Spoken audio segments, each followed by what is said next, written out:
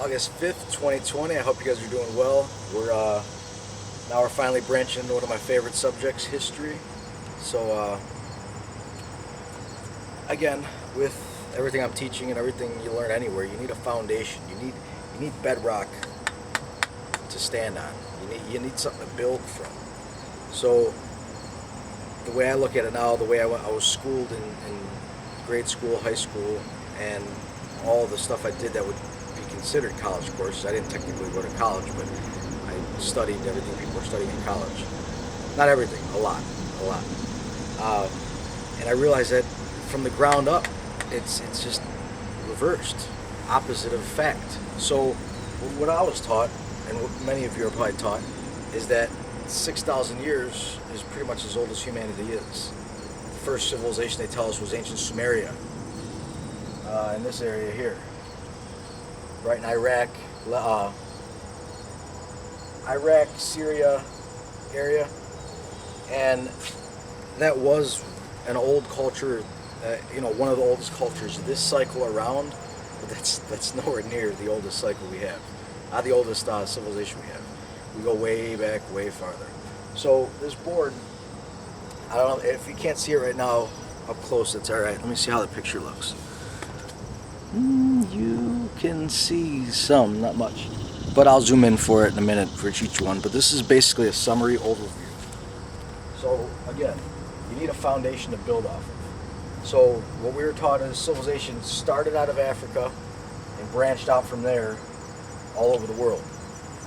But that theory has been proved false by DNA testing and ancient oral traditions, written history, cave paintings, things like that, prove that we didn't actually only come out of Africa. There were people elsewhere that moved around. See, the problem is it's just the miscommunication we have is we're taught about one cycle only, and we're on the 5th that I know about, and there's probably more than that. So yeah, you could say we all came from one area, this time around maybe, but even that's not true, because at the end of the last cataclysm, the Hopi Indians all talk about being pulled out of the ground by the ant people. They were brought underground to survive the last cataclysm, going from level 4 to level 5, and then once the cataclysms were done on Earth, they emerged right in this area of the world, Four Corners region. The Hopi, a couple other tribes talk about this. The Dogon people talk about people coming from the sky and teaching them how to live and how to worship, how to create society, plant medicine. They were taught about the dog star, the Dogon, dog star, Sirius B, A and B. And they were taught that there was 2 stars there before modern astronomy knew about it. So, they got their information from somewhere. Now, Australia, the Aboriginal people, which they say is Aboriginal means not original, but what they're telling us is it's actually these people are the original people that lived in Australia. Maybe this cycle around, but before that, Australia probably wasn't even there. Before the last cataclysm it was there, but before that one, maybe not, or it was moved somewhere. Literally, a concept that we're instilled in school, so that it seems like they're trying to use the right state of mind, get a foundation, but they're building a house on sand. It's just not going to last. It can't last. It's impossible. If it's not built on concrete truth, on fact, I don't care what you build. It could be the biggest tower of shit. It doesn't matter. It's going to fall apart. The foundation's flawed. So we're taught that those people were the originals of Australia. We're taught that the world looks like this. It changed, but millions and millions of years ago, and that's the only time big upheavals happen. They're done happening. Everything's stagnant and stationary. It's anti-alarmist. It's burying your head in the sand and not letting you know the facts so you can make an informed decision. But if you think everything's hunky-dory and everything's going to stay that way no matter what, you're not going to have you won't have as much willpower and drive to live more harmoniously. You'll just do whatever you feel like doing, no repercussions. And that's not how the universe works. Someone's trying to convince us of that, some people, some egos, but ultimately it's failed, and it's failing, and it fails every time. They try to convince as many as they can. For a while, they trick people, and then people catch on. So we're catching on now, and it's falling apart again for them. So this is when they get desperate. So this is why it's time to get all this information out there as much as possible now. Let you perceive it, figure it out, process it, like I said, through your gut, through your heart, and then act with your brain if you decide to. So, going back to that, the fundamental flaw that this world doesn't change as much as it does in the recent past. They tell us it happened millions of years ago. Another fundamental flaw, almost as bad as the fundamental flaw of physics when they say space is a vacuum. That's a flaw. That's false. So, this world shifts and changes based on how consciousness reverberates. If society's out of harmony, if we're living chaotic and greedy about money and materialistic things, and we're just plundering the world and taking from everybody, that's going to leave a reverberation into the planet, which is going to cause the planet to shift and change. And if she doesn't like the change that's happening, and we talked about physics in the last video, 1C, if the sun doesn't like those changes, the sun's going to change her up. Say, hey, listen, the kids, the humans aren't doing what they need to do. The consciousness is out of balance. We need to bring you back into balance. You're stepping on everyone's toes in this dance of beautiful symphony that we have, what we call this reality. So you need to be in harmony and growth if you want to continue to succeed. So by keeping that information from us, by not letting us know that our thoughts, our actions, what we do this planet reverberates in eternity. Who was that? It's from that Gladiator movie. Our actions echo in eternity. I don't know who he's quoting. I forgot the name of the guy. But that's a fact. You live in energy, ether. It's like water, but it's energy. It flows like water. So I talked about this in previous videos, but just to recap, imagine yourself in water and I move my hand. You have a wave of water. And then I get out of the water, I come to the air right here, and I move. You'll feel less, but you'll still feel some wind. And then you go to ether even less and you do that. It'll be even more subtle, like water, air, gas. But then even more subtle than gas. So it's another level of this existence that we live in. But it's physically, what I can tell, it's the base level, and then things grow from there. But I mean, if you get into fractals and everything, it's infinitely in, infinitely out, and this universe is infinite for sure, because it's based off our consciousness, how we think and what we think. We can literally, if we perceive the universe as this big, it's automatically going to be a little bit bigger than we think, and it'll always be that way. It's like those signs you see in bars and stuff, free beer tomorrow. Everyone comes back tomorrow. Oh no, it's tomorrow. It'll just keep growing tomorrow, because it's based off of our consciousness. So, back to the Terra, and what's been happening in our history, it's been skewed. We were far more advanced. This is the lowest we've been in, as far as I'm aware. We're in the 5th cycle, the Kali Yuga. This is the lowest cycle that they have, that I know about, that I'm aware of. But the good news is, when you're in the lowest, the only place up is to go up. So we're heading back to the golden age. The way I look at it now, it's going to be I don't want to go into too much in tangent, but the people who are trying to destroy us and take us over and control us and wipe out a lot of people on the planet, their timeline's like 2030. They want to have 2025. They want this pandemic that's going on right now, this false pandemic, to end by 2025 with the outcome of wiping out a lot of people, that they can control the remainder of the people. They're hoping that their armies that they've bought and paid for and corrupted are enough to handle whatever humanity's left on the surface. So they want to wipe out the surface population. Operation Devolution. Look up Agenda 2020, Agenda 21. I mean, they say it without saying it publicly, so people with eyes to see and ears to hear will know it. Because your subconscious knows it. So your conscious mind will miss it if you're not looking for it. And again, universal law, they have to tell you, otherwise they cannot do it to you. So if they talk to your subconscious, that counts. Just because you're not paying attention to what your subconscious gets, you're still liable, according to what they see. I disagree with that to a point, because if you don't know what you don't know, you don't know it. So you cannot make a formal, rational decision. But you can make the decision to choose to learn how to see it or not to. That is on you, on us, on all of us. But that being said, because of these beings being so parasitic and taking and greedy, plundering and polluting the world and consciousness, and erasing memories from us, literally, we forgot so much of what we were from. We've had clean, free energy, abundant. There's energy around us at all times. That's a fundamental thing that we need to realize, is that we are in an ocean of energy. We always have been, always will be. So it's not about generating energy in energy. It's about just allowing it. So provide it a channel to flow. Old buildings, you see here, I hope you can make it out, but this is an old monastery in Russia. Massive old building. I put it here because you see these massive blocks. Down here there's people there. I don't know if you probably can't make that out on the screen now, but there's some massive blocks there. I'm going to zoom in for you in a minute on this and show you some pictures. Hopefully I'll be sharing pictures on the screen as well as while I'm doing this. But you're going to find a pattern. The farther you go back, and I use the 5-cycle reference, if you go back to the first cycle, humans' consciousness, we were massive. Everything was massive. So big right now, we would not believe it if you didn't study it like I have and a lot of people have. I didn't believe it for a long time until I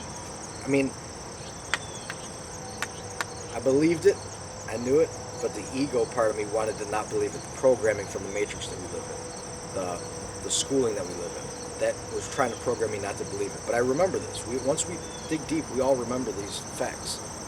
So we were massive beings. I'm talking hundreds, even, mountain-sized beings there were. And it sounds crazy, but there's plenty of archaeological evidence around the world. Devil's Tower, Bear Tower in Wyoming, that shows evidence of fossilization of trees. So that could have been a massive tree stump. I'm not saying it is, I'm saying it could be, there's potential. But we know for a fact, and we've been taught this in school, that everything was bigger in the past. Dinosaurs, woolly mammoths, even like squirrels and things and dragonflies were massive. Because there was more abundant energy around. There was more ambient energy. The ether had more charge during that time of cycle in the cosmic ocean that we live in. So in that part of the cycle, we had more energy to work with. A denser charge of ether. So let's say you have a cubic feet, or 3 cubic feet of energy around you, and you have a density of 100 units. Well, back then you'd have like 10,000 or 100,000 units. I'm just throwing numbers out there. That's not to be held to, but just for a quick reference. Say if we have 3 cubic feet around us, and if there's 100 units of energy, back then it would be like 100,000 or a million. It's just so much more energy. So every cell can grow bigger and stronger. Now in the cycle in the Kali Yuga, we're actually down lower in the Iron Age, the more dense, slower, lower vibration. We go back up to the Golden Age. Ebb and flow, yin and yang. It all works like that. So you'll see massive statues, massive boulders all around the world that scientists and archaeologists say, well, they don't have really good explanations. They say rollers, pulleys, slaves, copper chisels, things like that, but there's plenty of proof that they had power tools, they levitated stones, they moved stones, massive stones that we couldn't move with any of our machines today. And I know this for a fact, we couldn't move it. So they have, like this stone here, this is in China. That's a person on top of a block. They moved that off of the bedrock, we did, humans, and we were shaping it, carving it, and moving it. We can move it anywhere we want, really. Once you match the harmonics, the right frequency, using magnetism and sound, you can actually create a field, a cavitation field that vibrates a stone up off the ground. Because it's all frequency. What holds you to the ground? We're told it's gravity. But that is an electrical charge, a frequency, a magnetic pole that's pulling you to the ground. So if you find that frequency and alter it slightly, you can mitigate those effects and levitate. There's tons and tons of stories and reports of people being able to levitate, human beings actually being able to levitate.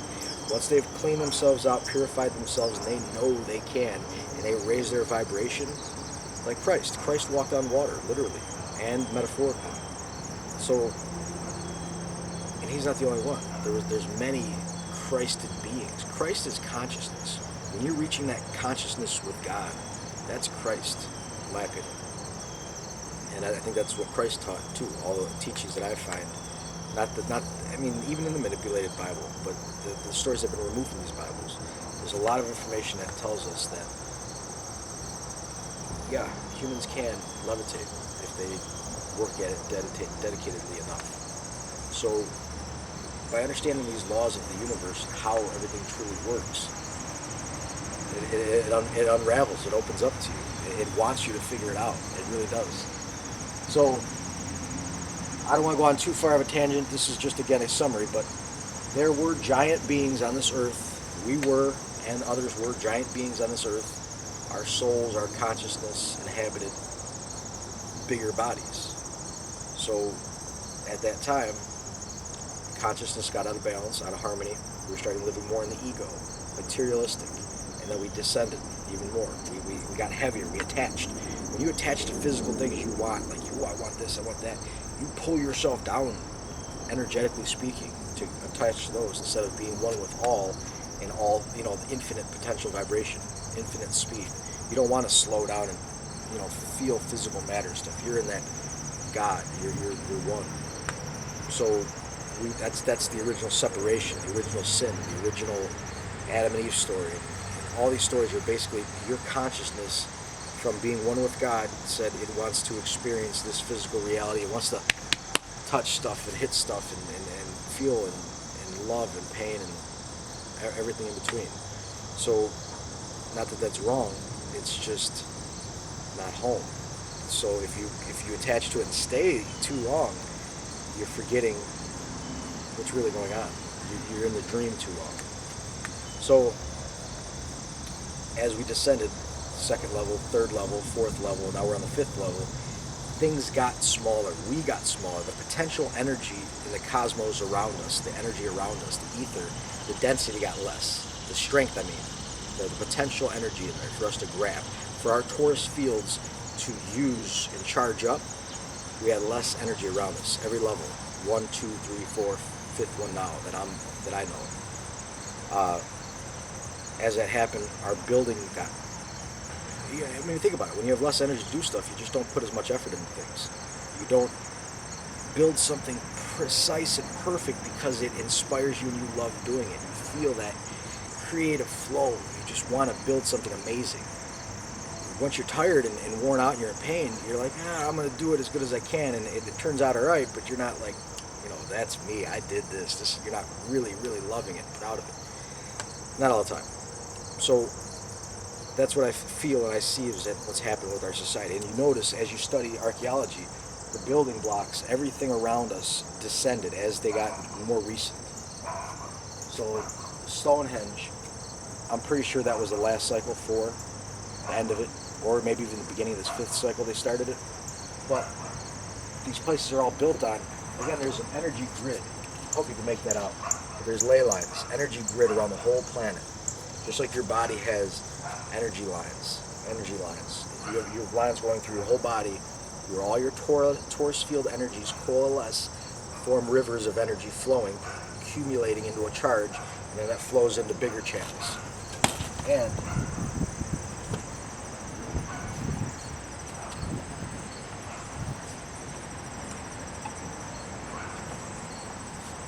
And it's like rivers flowing through your body. So the earth has this as well.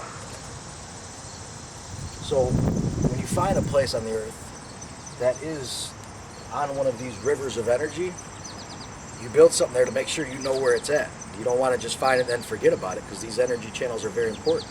If you find the right one, you can build an empire that will run the world. If you find the wrong one, you can find a place that will just, nothing will work out for you. No crops will grow, people will be angry and stressed and aggravated, animals will get sick. So it depends on where you are in these river flows, how your society survives and lives. So when we find these points, we mark them with ancient temples all around the world. And these rivers shift. Rivers change course, especially through cataclysms. So we're on the fifth level. That means there was 5 cataclysms at least that shifted us and could have moved these energetic rivers. Not could have, most likely have. It doesn't have to, but when you're doing such big upheavals and the world literally moves and shifts, it can change things. So where these places are, some of them on the bottom of the ocean, This is Yonaguni Monument, Japan. This monument's all underwater. It was carved literally 90-degree turns, stones used to balance each other out. There's a big face carved in one of the rocks. I don't have a picture of the face. The board's not done, obviously. But there were things that we literally, on the bottom of the ocean, that people built, whole cities. Here, Cuba, off the coast of Cuba. This is what? 2,400 feet down in water. It's almost half a mile, and those are pyramids with city roads and buildings. We didn't build underwater. We didn't put scuba gear on and go down there and build it. That was above land, above water. That was on land, dry land at one time. So the world shifts way more than we're taught to believe. They don't want us to believe that because we'd be scared and we'd look around and start taking accountability for our actions. That's why we're not taught it. So you have cities all over the world. Here's more stuff under the oceans. Here, this is Brazil. No, wait, I'm sorry. Peru. So you have a river, you have pyramid grid, and a bigger pyramid there. So I know if you can't see this, it's okay. I'm going to show you all these pictures, but I'm explaining something. When you have rivers, current flowing, energetically and physically, liquid water, that's charging up things. Especially if there's quartz in the bedrock around it, it's charging. You're getting piezoelectric effect. When that electricity is flowing, you can harness it. So we build pyramids around these areas to literally channel that energy, structure it, harness it to harmonize the environment around it. That's why we have pyramids all over the world. Not the only reason, but that's one of the big reasons. There's many reasons for pyramids. That's another thing back then. In level 1, 2, 3, level 1 wasn't as much physical. We were more etherical. We were so big, we didn't need to build buildings and stuff. I don't think.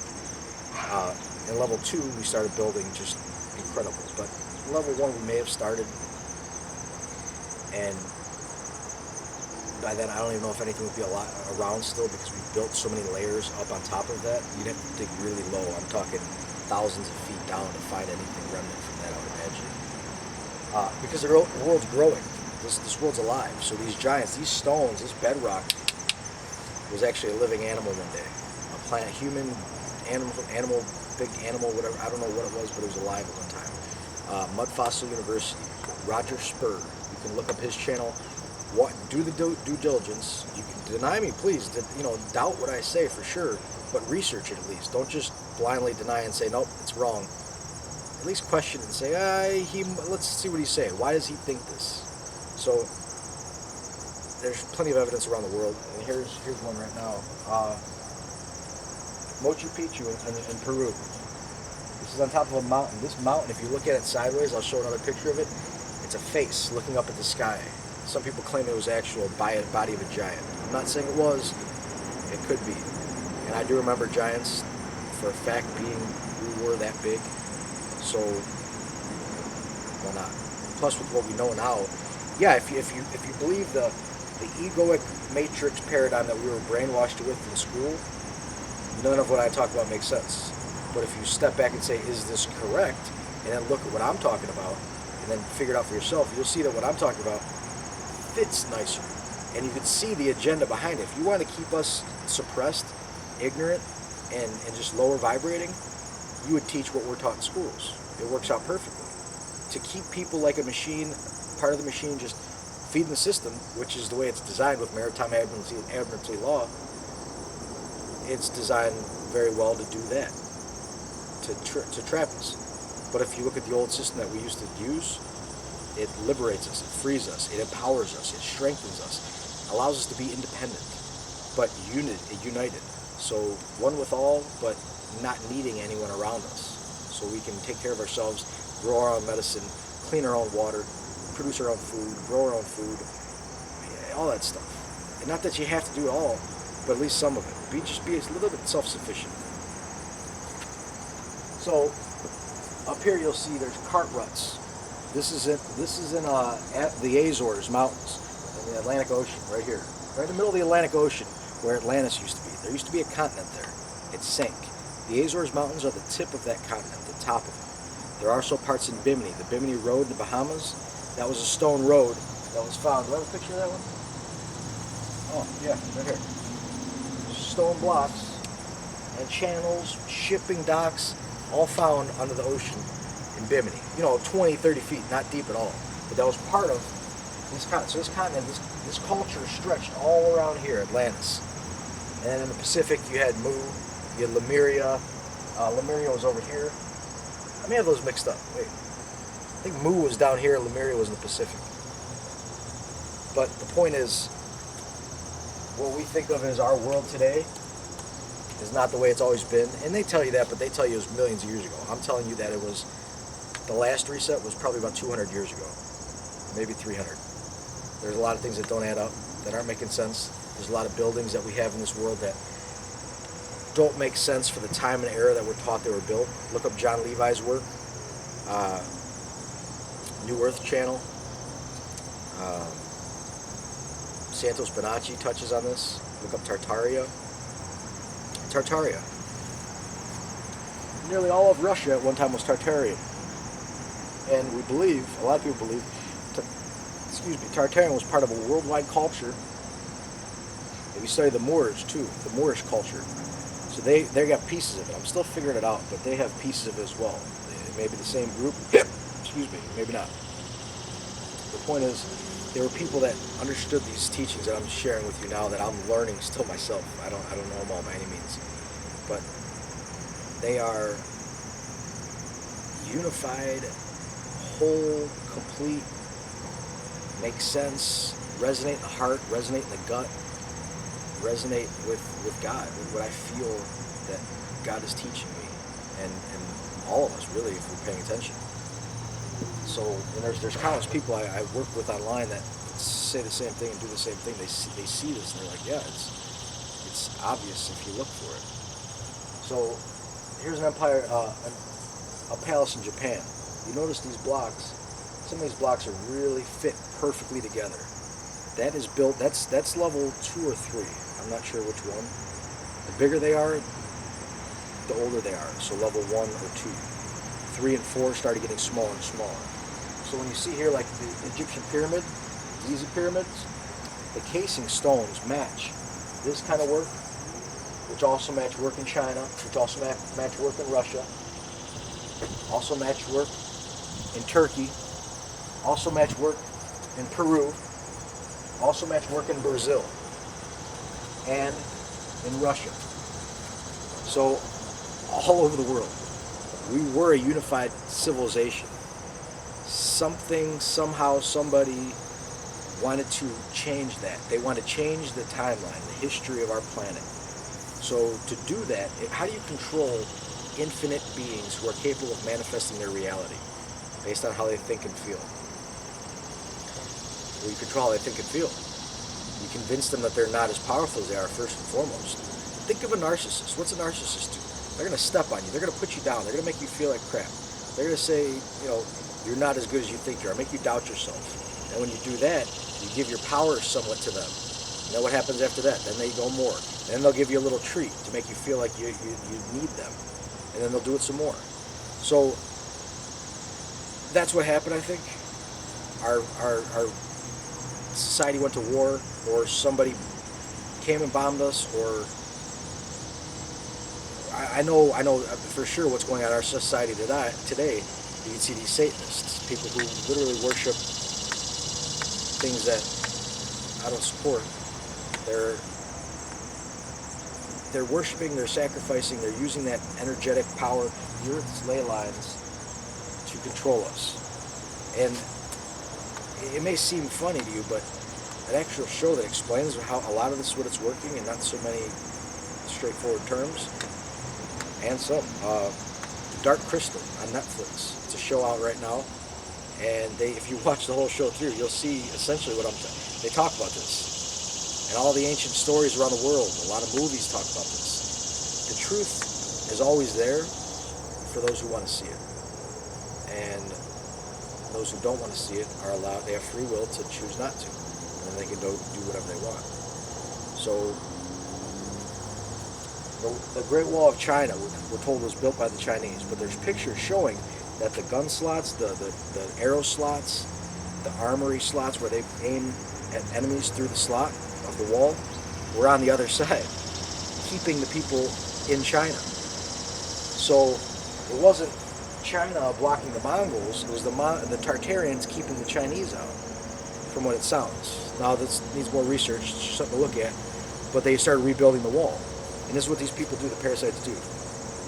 They inhabit the old structures that our old world ran on. They alter them to hide the truth, so we don't see it as much. They alter our thoughts by re-educating us, or indoctrinating us, by vaccinating us, by putting chemicals in our food, our water, our air, bringing us down, working our parents to death with fiat-based, fraudulent currency based on with interest, paid to a family that's working for these very beings that are trying to enslave us all. And by seeing this, you unravel, and their goal is that you don't. So they want to suppress any information coming out. But this has been everywhere. Here's ancient Sumeria. This is a giant being telling the smaller humans what to do. So in my opinion, this was a giant from the earlier races, or a remnant of that line, who knew and had energy from previous levels, who would be more powerful than all humans of this stature.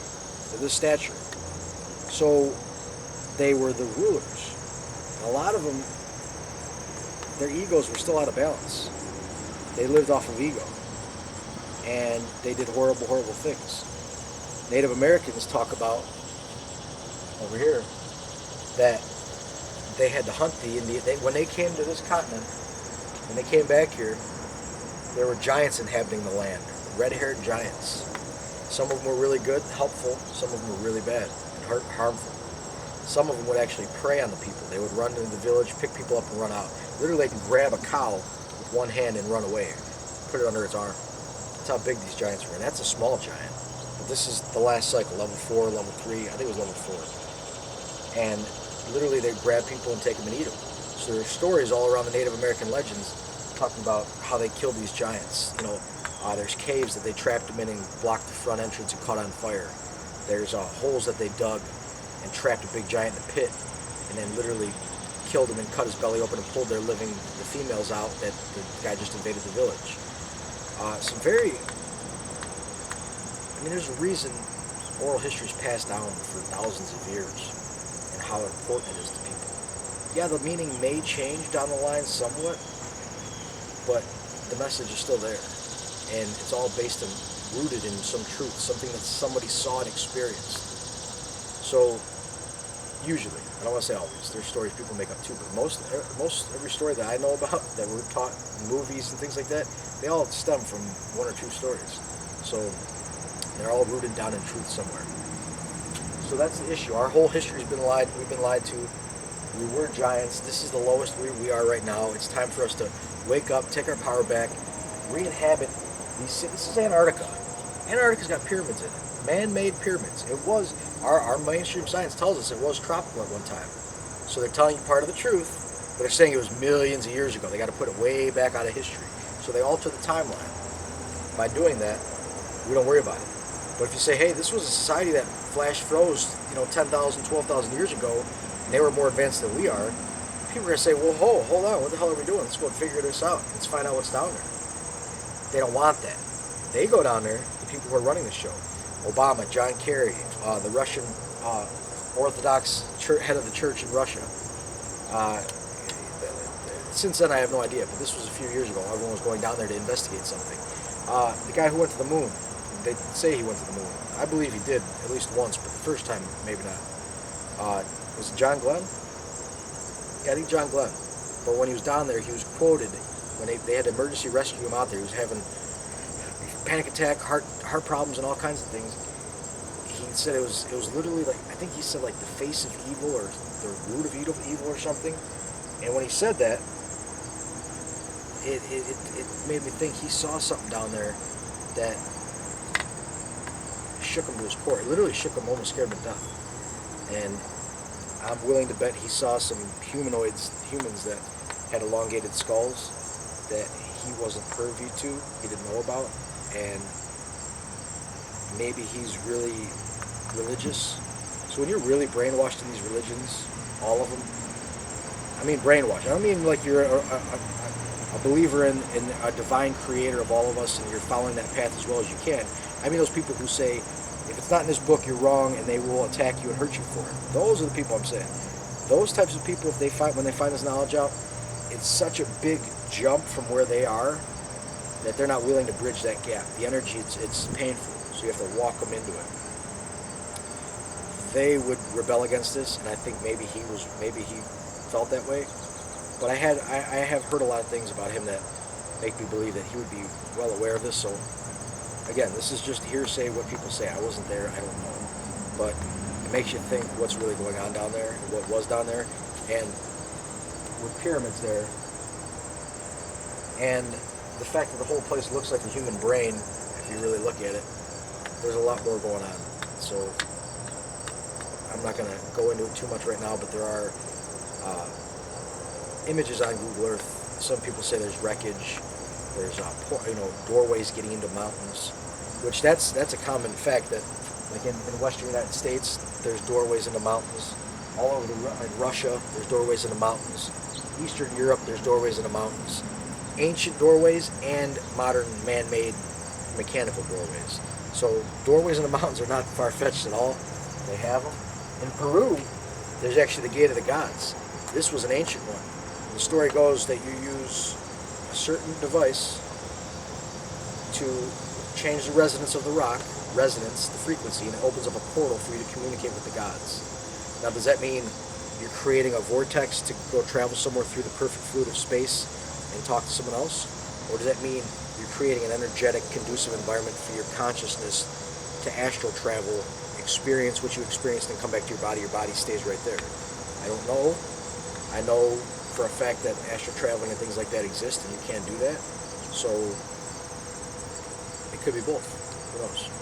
But these are things that we're not taught in school. We're taught to look at people like they're crazy if they talk about this stuff. So by me just hitting the surface for you, you'll say, oh, okay, well, maybe let me figure this out, because the other stuff he talks about sounds like he knows what he's doing. And hopefully you will give it some credibility. I don't want you to believe it all right away. I want you to research it. Don't be a caboose. You can be a locomotive and find the truth yourself. And people like me and millions of other people out there are leaving breadcrumbs for us all every day. So, South Africa. South Africa had completely inhabited with civilizations. The whole continent, probably. Actually, I'm sure the whole continent at one time. But South Africa has rings all the way around it. Now, these rings have multiple uses. What we're taught in mainstream science now is that there were cattle corrals. There's no doorways, no ways for the cattle to get in or out. It's a solid ring. And they're solid rings with stones that resonate with the frequency. Oh.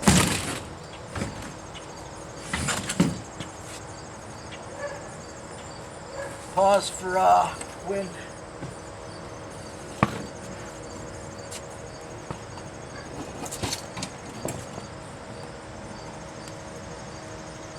Good. So, this is another example of it. This ring, it almost looks like an upside down clock. These were built. These were, in my opinion, they were used to focus Earth's energy. So, if you ever had Reiki done, if you ever had acupuncture or acupressure, anyone working with the meridian lines, if you'd have reflexology on your feet, on your ears, on your hands, all of these are the same. It's like reflexology on the planet. Because if you know the Earth works like your body, as above, so below, as within, so without. Everything reflects outside of us. So how your body works is how the planet works. So if you know that, and you know how to do reflexology on the body and heal the body and make sure everything's in tune, then you go around and do that to the planet. So we would literally go around and build pyramids, build other structures, walls and things that would literally massage the Earth, massage the energy, structure the energy, reflexology on it, acupressure, acupuncture, depends on what we were doing. Nowadays, they're still doing it. Either they're doing it without knowing what they're doing, or they're purposely doing it to damage a lot of people, the parasitic system that we live in. So what you'd call Democrats, probably most of the Republicans, and not all Democrats, I'm saying most of the people running our governments of the world are part of this system who has taken over the world, trying to take over the world and run us all. So they are using that energy against us. The Vatican you could look up, Washington D.C. you could look up. There's energetic grids with sacred geometry using stones and minerals and precious metals that resonate and channel energy. It's like a big electrical grid. Look at your cities from space. It's the same thing now. Our cities are literally energetic grids with towers and everything. It's the same thing. We're just in the 5th level, the lowest vibration level that we're at that I know of. I've heard there's 2 more levels after this. So are those descending or are those increasing? I feel that they're increasing, but that's up to us what they do, really. It's up to us what we do. We can make any level rise or descend. So I think it's time for us to learn this knowledge again, remember it, remind each other about it, and embrace it and learn how to live more in harmony, how to massage the earth and ourselves, if you will, with harmonious energy to create a harmonious environment for abundance to grow. To be at that, instead of stagnant, just on that side of growth. Not too acidic, not too alkaline, but right in a harmonious zone, just on the side of growth. That's where we would like to be. So, yeah, it's a good start, and we'll touch base on the next video. Have a good one, everyone. Thank you.